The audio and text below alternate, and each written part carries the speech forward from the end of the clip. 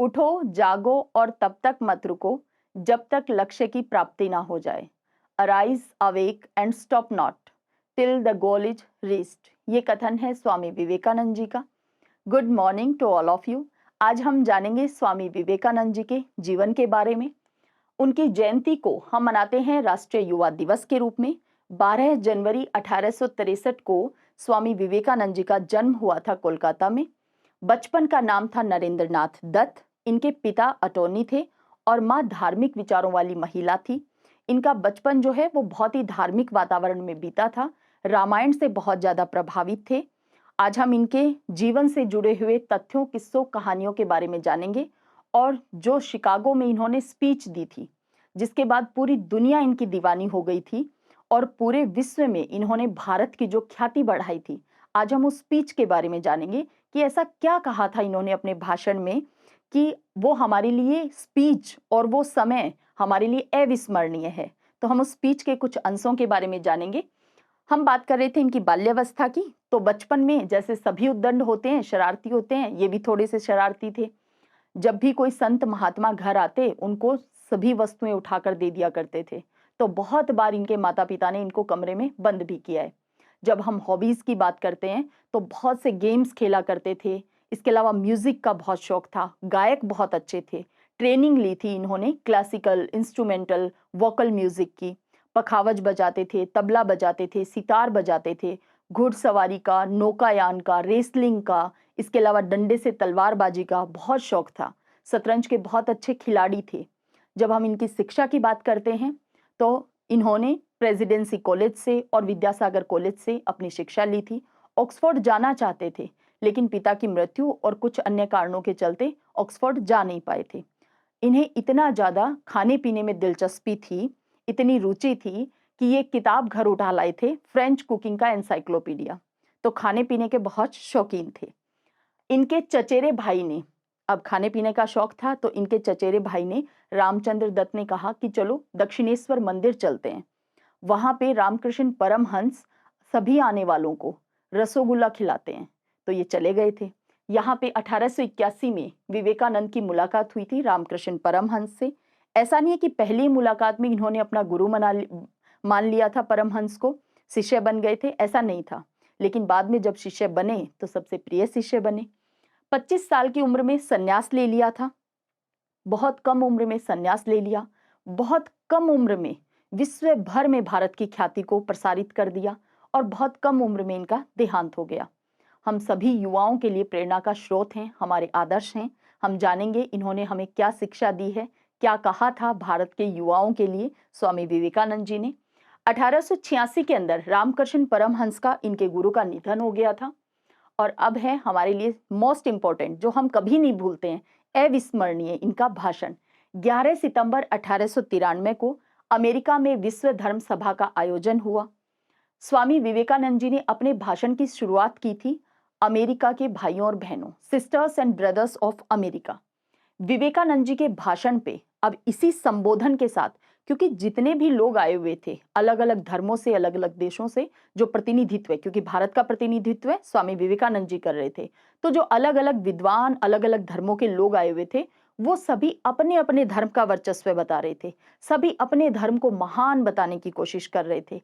ऐसे में जब इन्होंने संबोधन ऐसा किया, sisters and brothers of America, सबको समाहित कर लेने वाला संबोधन जो इनका स्टार्ट इन्होंने लिया, उसकी वजह से, इस इंट्रो की वजह से आर्ट इंस्टीट्यूट ऑफ शिकागो के अंदर पूरे 2-2.5 मिनट तक इनके लिए तालियां बजती रही थी, जो कि हमारे लिए बहुत बड़ी बात थी। क्योंकि भारत और हमारे धर्म को उस समय ऐसी कोई तवज्जो नहीं दी जा रही थी, बहुत हीन समझा जाता था। क्योंकि भारत, आप सोचिए, 1863 में इनका जन्म हुआ, 1893 में ये शिकागो में थे। ऐसे समय में भारत क्या था? उपनिवेश था, हम गुलाम थे इस समय के अंदर। अब हम जानते हैं उस भाषण, उस स्पीच को, उसके कुछ अंश को जानते हैं कि आखिर कहा क्या था, ऐसी कैसे इतनी दीवानगी बढ़ गई थी इनके लिए। स्वामी विवेकानंद के शिकागो भाषण का अंश, अमेरिकी भाइयों और बहनों, आपने जिस स्नेह के साथ मेरा स्वागत किया है उससे मेरा दिल भर आया है। मैं दुनिया की सबसे पुरानी संत परंपरा और सभी धर्मों की जननी की तरफ से धन्यवाद देता हूं। सभी जातियों और संप्रदायों के लाखों करोड़ों हिंदुओं की तरफ से आपका आभार व्यक्त करता हूं। मैं इस मंच पर बोलने वाले वक्ताओं का भी धन्यवाद करना चाहता हूं, जिन्होंने यह जाहिर किया कि दुनिया में सहिष्णुता का विचार पूरब के देशों से फैला है। मुझे गर्व है कि मैं उस धर्म से हूं जिसने दुनिया को सहिष्णुता और सार्वभौमिक स्वीकृति का पाठ पढ़ाया है। हम सिर्फ सार्वभौमिक सहिष्णुता पर ही विश्वास नहीं करते, बल्कि हम सभी धर्मों को सच के रूप में स्वीकार भी करते हैं। मुझे गर्व है कि मैं उस देश से हूं जिसने सभी धर्मों और सभी देशों के सताए गए लोगों को अपने यहाँ शरण दी है। मैं इस मौके पर वह श्लोक सुनाना चाहता हूं जो मैंने बचपन में याद किया और जिसे रोज करोड़ों लोग दोहराते हैं। जिस तरह अलग अलग जगहों से निकलने वाली नदियां अलग अलग रास्तों से होकर आखिर समुद्र में मिल जाती हैं, ठीक उसी तरह से मनुष्य अपनी इच्छा से अलग अलग रास्ते चुनता है। ये रास्ते देखने में भले ही अलग अलग लगते हैं, लेकिन ये सब ईश्वर तक ही जाते हैं। मौजूदा सम्मेलन, जो कि आज तक की सबसे पवित्र सभाओं में से एक है, वह अपने आप में गीता में कहे गए इस उपदेश का प्रमाण है। जो भी मुझ तक आता है, चाहे किसी भी रूप में, मैं उस तक पहुंचता हूं। लोग अलग अलग रास्ते चुनते हैं, परेशानियां झेलते हैं, लेकिन आखिर में मुझ तक पहुंचते हैं। ये गीता में लिखा गया है, जो उन्होंने वहां पे पढ़कर सुनाया। सांप्रदायिकता, कट्टरता और इसके भयानक वंशजों के हठ धर्मिता, धार्मिक हठ ने लंबे समय से खूबसूरत धरती को जकड़ रखा है। उन्होंने इस धरती को हिंसा से भर दिया और कितनी ही बार यह धरती खून से लाल हो चुकी है। न जाने कितनी सभ्यताएं तबाह हुई हैं और कितने देश मिटा दिए गए हैं। यदि ये खौफनाक राक्षस नहीं होते तो मानव समाज कहीं ज्यादा बेहतर होता जितना कि अभी है, लेकिन उनका वक्त अब पूरा हो चुका है। मुझे उम्मीद है कि इस सम्मेलन का बिगुल सभी तरह की कट्टरता, हठ धर्मिता और दुखों का विनाश करने वाला होगा, चाहे वह तलवार से हो या कलम से। इसके अंदर उन्होंने भारत के अंदर जिस तरह की सहिष्णुता है, वो एग्जाम्पल के तौर पे पूरी दुनिया के सामने बताया। किस तरह से हम सभी धर्मों का आदर करते हैं, सम्मान करते हैं, ये बताया। सभी धर्मों को समाहित करने वाला हमारा धर्म है, इसके बारे में बताया।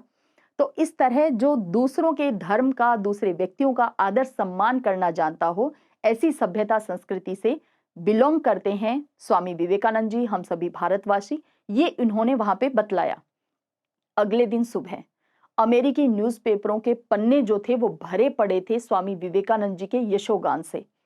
द न्यूयॉर्क हेराल्ड ने लिखा कि विश्व धर्म संसद में सबसे महान वक्ता थे स्वामी विवेकानंद जी, और उन्हें सुनने के बाद लगता है कि जिस देश में ऐसे विद्वान लोग रहते हैं, वहां पे मिशनरीज को भेजना कितनी बड़ी मूर्खता है। तो उसके बाद में दुनिया के जो विचार बदले भारत के लिए, वो अपने आप में हमारे लिए बहुत अनोखी बात थी। इस भाषण के बाद दुनिया उनकी आध्यात्मिक सोच और दर्शन शास्त्र से प्रभावित हुई। वेदांत और योग पर भारतीय दर्शन से पश्चिमी दुनिया का परिचय कराने वाले प्रमुख हस्ती थे स्वामी विवेकानंद जी। 19वीं सदी के अंत में हिंदू धर्म को दुनिया के प्रमुख धर्मों में स्थान दिलाने का जो श्रेय है, वो स्वामी विवेकानंद जी को जाता है। इन्हें वहां पे एक महिला ने कहा कि मैं आपसे विवाह करना चाहती हूँ। वो इतनी ज्यादा सम्मोहित हो गई, इतनी ज्यादा दीवानी हो गई इनकी, कि मैं आपसे विवाह करना चाहती हूँ और ताकि मैं आप जैसी संतान को प्राप्त कर सकूं। तो इन्होंने कहा कि मैं तो संत आदमी हूँ, विवाह तो मैं नहीं कर सकता। तो सन्यासी, मेरा जो सन्यासी धर्म है वो भी ना छूटे, क्यों ना आप मुझे अपने पुत्र के रूप में स्वीकार कर लो। इसके अलावा वहां पे ऐसा नहीं है कि स्वामी विवेकानंद जी के बोलने से पहले ही, क्योंकि वो भारत से गए थे तो इनका बहुत मान सम्मान हो रहा था, ऐसा नहीं था। भारत को उस समय, क्योंकि भारत गुलाम था, उपनिवेश बना हुआ था, ऐसा कोई मान सम्मान, आदर का भाव भारत और भारतीयों को लेकर था नहीं। इसीलिए तो ये श्रेय जाता है स्वामी विवेकानंद जी को। हमारे दर्शन, हमारी जो सभ्यता संस्कृति है, हमारी सहिष्णुता, हमारा धर्म, इसके बारे में परिचय कराने वाले और उसे प्रसारित करने वाले थे कौन? हमारे स्वामी विवेकानंद जी। तो इनका श्रेय, इसीलिए तो इस बात का श्रेय इनको जाता है। तो हम बात कर रहे थे कि वहां पे ऐसा नहीं था कि इनके साथ बहुत आदर सम्मान भाव चल रहा था। एक व्यक्ति ने कहा इनके पहनावे को देखकर, क्योंकि गेरुआ पहन रखा था, अपनी वेशभूषा में गए थे, ऐसा तो है नहीं वेस्टर्न कल्चर के कपड़े, कोट पैंट टाई लगा कर गए हों, अपनी वेशभूषा में गए थे। तो वहां पे इनके पहनावे का मजाक उड़ाया किसी व्यक्ति ने।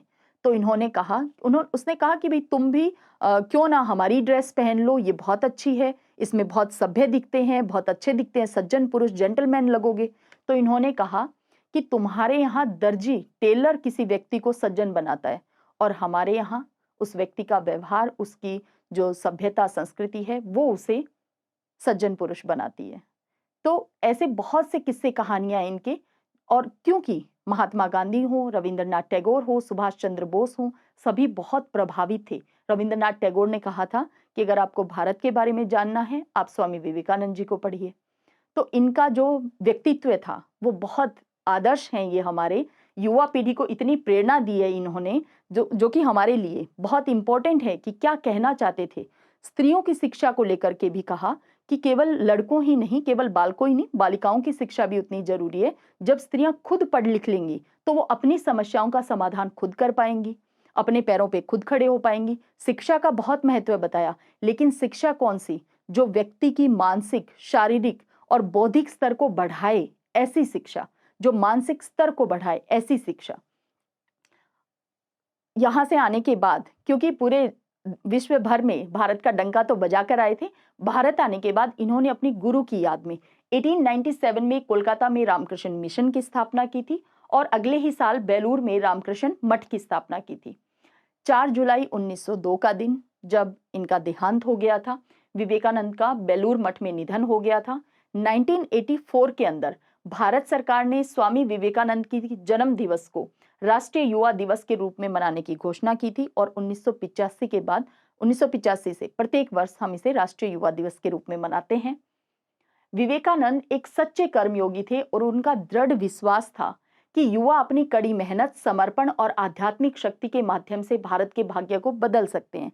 ये मेंटली और फिजिकली स्ट्रेंथ पे बहुत बल दिया करते थे। किसी व्यक्ति ने एक बार इनसे गीता पढ़ाने के लिए कहा तो इन्होंने कहा पहले फुटबॉल खेलो। ऐसा इसलिए कहा क्योंकि इन्हें मानसिक और शारीरिक दृढ़ता और शक्ति के बारे में बहुत ज्ञान था कि जब तक कोई व्यक्ति शारीरिक रूप से, मानसिक रूप से दृढ़ नहीं होगा, शक्ति उसमें नहीं होगी, तब तक वो गीता क्या, किसी भी बेहतर चीज को पढ़ करके उसका कोई परिणाम नहीं निकल कर आएगा। फिर हम चीजों के अंदर ही क्या ढूंढने लग जाते हैं, कमियां ढूंढने लग जाते हैं। तो इन्होंने मेंटली और फिजिकली स्ट्रेंथ पे बहुत बल दिया था। इसीलिए अच्छा खाने पे, अच्छे से व्यायाम करने पे, इस पे बहुत बल दिया करते थे। अनुभव ही, इनका कहना था कि अनुभव ही आपका सर्वोत्तम शिक्षक है, जब तक जीवन है सीखते रहो। ऐसी ऐसी शिक्षाएं दी हैं, इसीलिए तो आदर्श हैं और हमें बहुत मोटिवेशन मिलता है इनसे। आप भी बहुत बार मोटिवेशनल कोट की तरह यूज करते हैं ना इनकी लाइनों को। इस तरह के संदेशों के माध्यम से उन्होंने युवाओं में बुनियादी मूल्यों को स्थापित करने की कोशिश की थी। हमें ऐसी शिक्षा चाहिए, दो और इनकी शिक्षा देख लेते हैं। हमें ऐसी शिक्षा चाहिए जिससे चरित्र का निर्माण हो, मन की शक्ति बढ़े, बुद्धि का विकास हो और मनुष्य अपने पैर पर खड़ा हो सके। ऐसी एजुकेशन होनी चाहिए। खुद को कमजोर समझना सबसे बड़ा पाप है, ये कहते थे स्वामी विवेकानंद जी। हम में सेल्फ कॉन्फिडेंस खूब होना चाहिए, ओवर कॉन्फिडेंस नहीं, लेकिन सेल्फ कॉन्फिडेंस। हमें हमारी मेंटली और फिजिकली स्ट्रेंथ को और ज्यादा बढ़ाने पे, उसको मेंटेन करने पे काम करना चाहिए। ये भी बहुत बड़ी शिक्षा दी थी स्वामी विवेकानंद जी ने। आज हमने उनके जीवन के बारे में, उनके भाषण के बारे में और कुछ अन्य जो किस्से कहानियां थे उनके बारे में जाना। आई होप आपने क्लास को एंजॉय किया होगा। तो चलिए मिलते हैं नेक्स्ट क्लास में। जय हिंद, जय भारत।